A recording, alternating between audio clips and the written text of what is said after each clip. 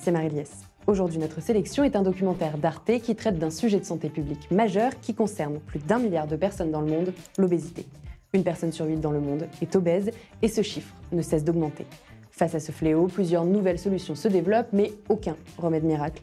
Il faut réfléchir sur l'ensemble des causes, notre mode de vie, nos habitudes de consommation et notre environnement. On fait le point en 2 minutes.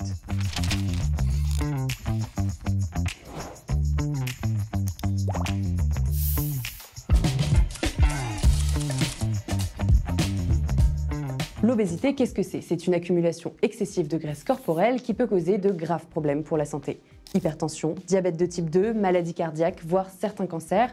Loin d'être anodin, saviez-vous que toutes les 6 secondes, une personne meurt du diabète dans le monde? L'impact n'est pas seulement physique, mais aussi social et psychologique. La grossophobie ou discrimination envers les personnes obèses entraîne souvent des troubles de l'estime de soi, de l'isolement social et même de la dépression. Plus d'1 milliard de personnes dans le monde sont touchées et ce chiffre ne cesse d'augmenter. En France, environ 2 adultes sur 10 seraient obèses et cela a presque doublé en 20 ans.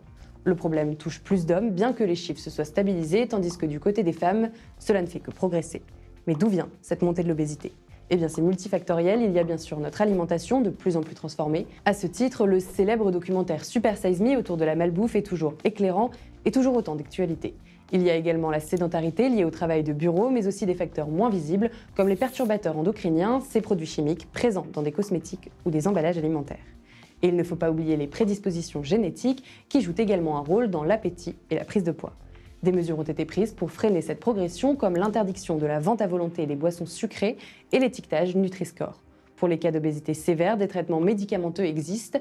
Administrés par injection, ils agissent sur la satiété et pourraient aider les patients à perdre jusqu'à 17% de leur poids. Cependant, ces traitements restent coûteux et ont beaucoup d'effets secondaires. Seuls les médecins sont habilités à le prescrire. En résumé, face à une maladie aussi complexe, il n'existe pas de solution miracle.